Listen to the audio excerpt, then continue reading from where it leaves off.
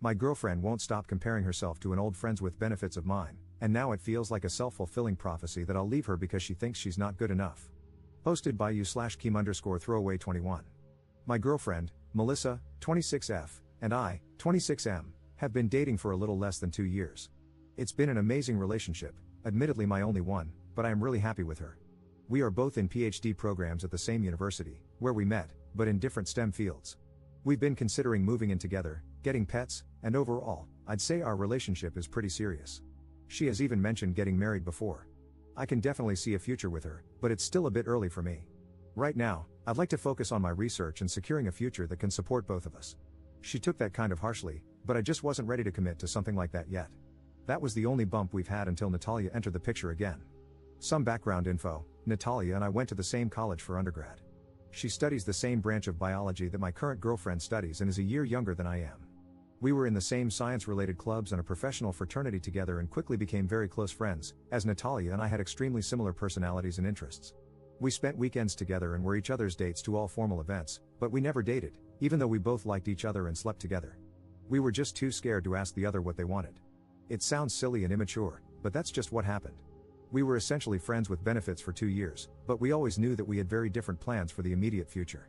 I was graduating before her, and she was going to move to another country to work and do research before coming back to the States for her PhD.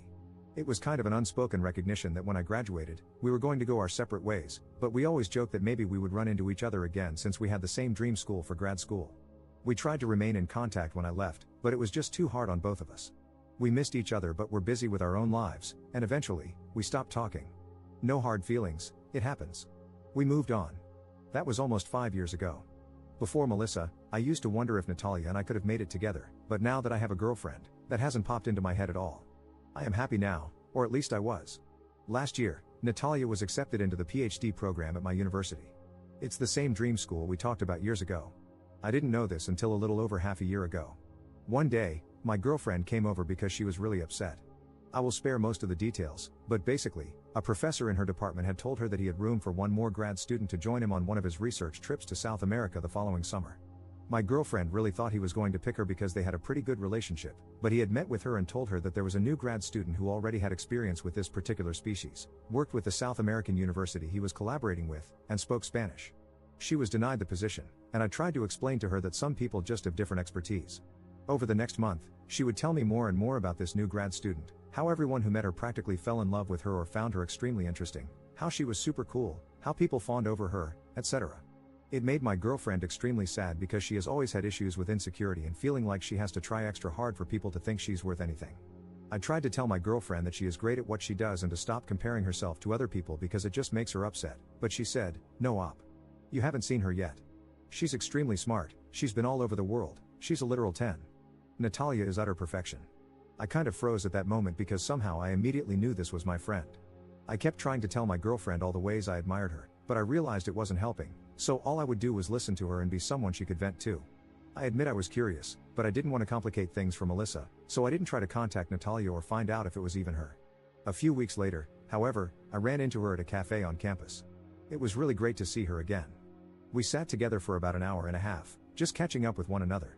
I told her about my research, and she told me about hers.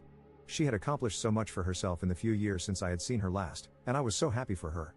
I told her I had a girlfriend who was in the same department as she was, and she asked if we could all hang out sometime since she was still new to the town.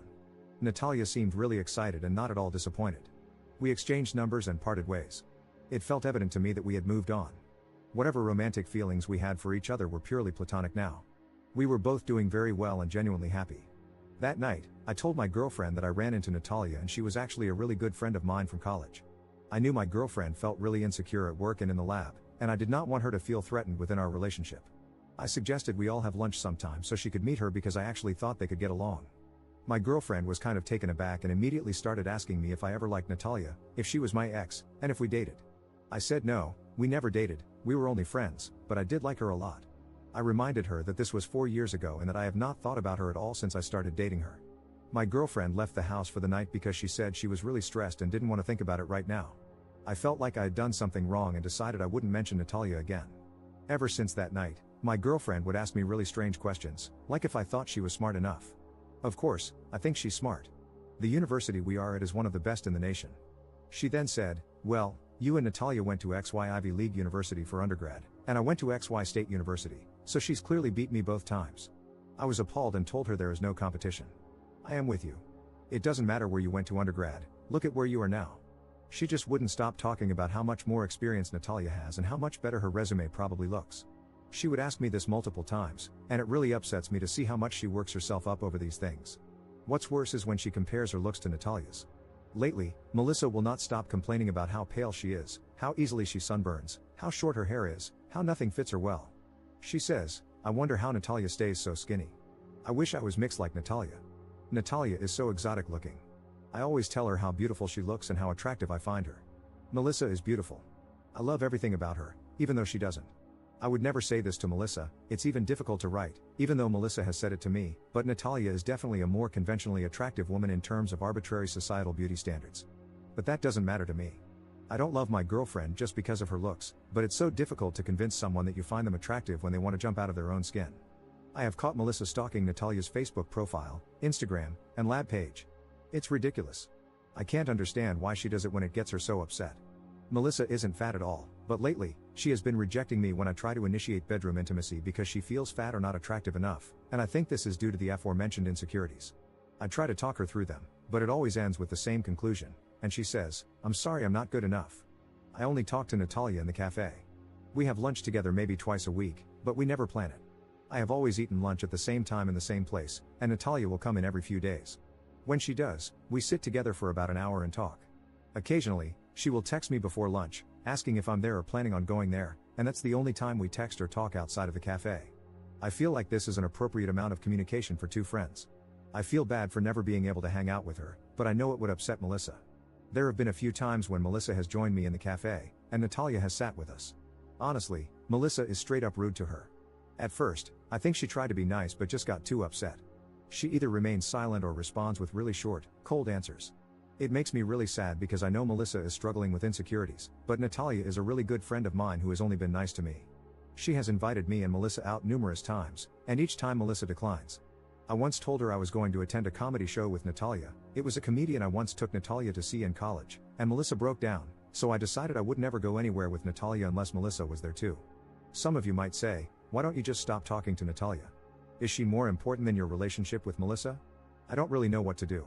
I see Natalia for 2 hours a week, and we don't hang out or even talk outside of that. I have given Melissa no reason to think I am cheating or being unfaithful. Natalia has only ever been a good friend to me, and I shouldn't have to cut her out of my life when she already plays such a little role. It feels kind of unfair to me because honestly, sometimes I wish I could see Natalia more because she's a really wonderful, interesting person, but Melissa is definitely a priority in my life, so I have kept our friendship very casual and minimal. I think there is a bigger problem in that Melissa is not the same person I entered a relationship with. She's sad, always stressed, and much more cranky and snappy with me. Her insecurities make her shy away and retreat into herself, so it feels like I can never reach her anymore. She has been denying me bedroom intimacy and complaining about how she isn't good enough for me, and it has honestly been pushing me away from her. I find that I no longer want to deal with her insecurities and constantly validating that I love her. I have suggested therapy before because I think the real problem is not Natalia but Melissa's underlying insecurities. This is not normal, and it causes her so much unnecessary stress. Melissa always says, "Okay, I will think about it," and when I bring it up again, she gets really defensive, asking me why I think something is wrong with her. I don't. I just think a professional would be able to help her work through her own thoughts better so that she can accept herself more because clearly, what I am saying to her doesn't get through. It's hard to see her so unhappy. Edit. Because someone asked, I should have clarified that I also told Melissa that Natalia and I had slept with each other in college. I didn't hide that from her. I can see why that would upset her, but I really tried to stress how long ago it was and how happy I am with Melissa now. The past does not affect anything about how I feel now. Update 3 weeks later. Alright, so I posted here a few weeks ago concerning my girlfriend, Melissa, and my ex-friends with benefits from college, Natalia. The gist of the story was that Melissa kept comparing herself to Natalia, who is a grad student in her field of biology and someone she feels is basically the epitome of perfection.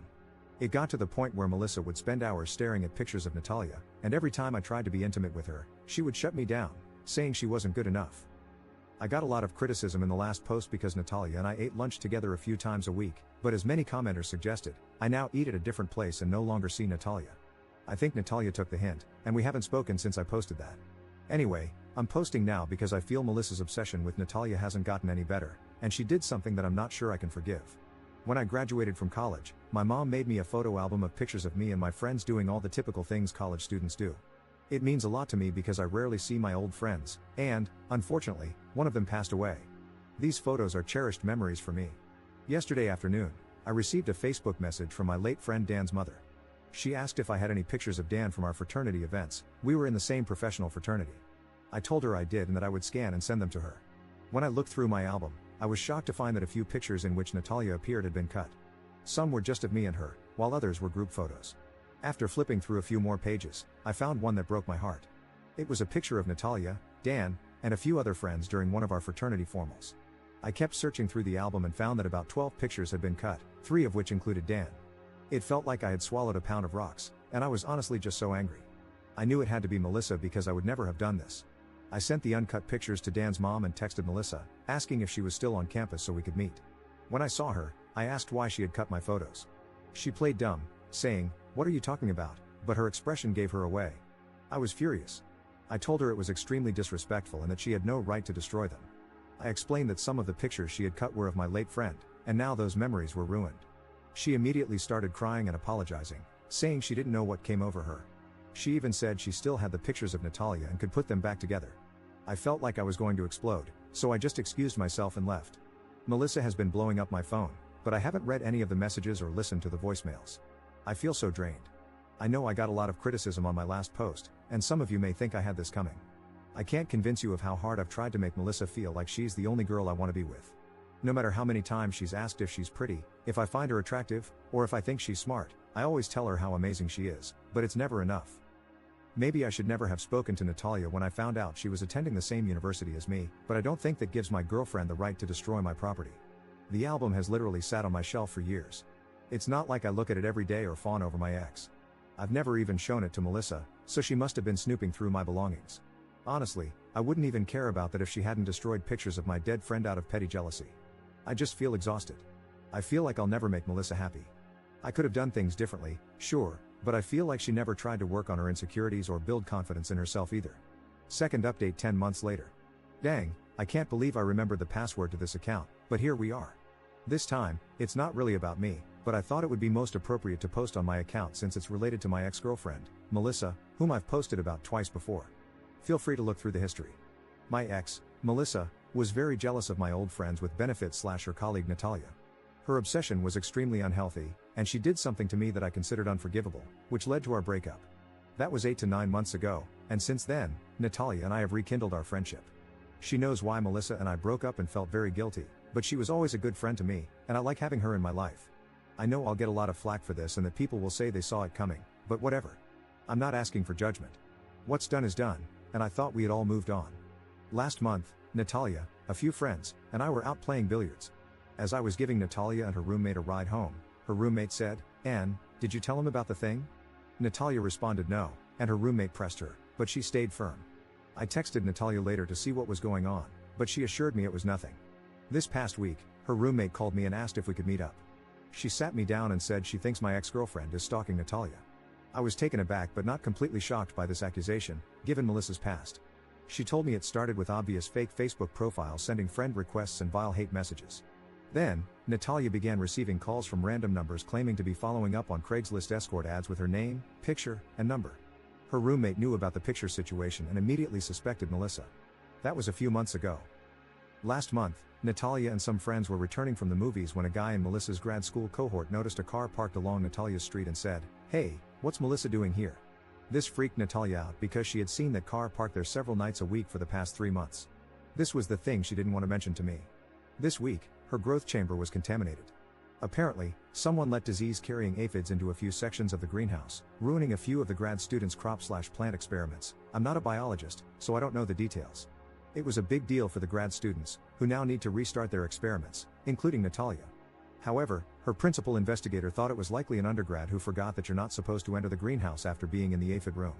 Her roommate, who is in the same department as Melissa and Natalia, suspects foul play on Melissa's part. Apparently, Melissa has been bad-mouthing Natalia ever since we broke up. Obviously, that's a very strong accusation with no concrete proof, so her roommate hasn't reported it to administration. Still, it's really scary to think Melissa might go to such lengths to hurt someone else. It sounds to me like Natalia is being stalked, but she doesn't want me to know. I brought it up with Natalia yesterday, and she confirmed what her roommate said. She dismissed the greenhouse incident, saying she doesn't want to believe someone has it out for her. She also thought it was unlikely because the risk would be so high. If it were done on purpose and the person were caught, they'd be expelled from the program without hesitation. She admitted to feeling like she's being followed and mentioned that she'll sometimes be at a grocery store or cafe and think she sees Melissa. She chalked it up to paranoia and believes her roommate is putting ideas in her head, but she said these feelings have become more frequent since we started hanging out again. I asked if she's spoken to Melissa or wanted me to say something, but she was adamant that I shouldn't. I feel like this is all my fault, and I keep screwing up. If I had left Natalia alone after breaking up with Melissa, this wouldn't be happening to her. I haven't spoken to Melissa since the breakup, only to return the items she left at my house, and I don't think talking to her now would help. I wouldn't doubt that Melissa is capable of stalking or sabotaging Natalia's work, given her history, but I haven't seen any of it firsthand. Is there something I can do before this gets worse? In my last few posts, many people said I handled things poorly, and I want to make sure I do something right for once. Should I stay out of it? Should I investigate? Please give me advice, not judgment. I'm really worried about my friend. Commenter. You do nothing. Natalia needs to start keeping a very detailed ledger of every incident where she suspects Melissa is harassing her. She needs to report to campus police that she has a stalker to create a paper trail. Ops response. Both she and her roommate are doing this just in case. Her roommate feels 100% sure that the greenhouse incident was Melissa's doing, but Natalia is waiting for more proof.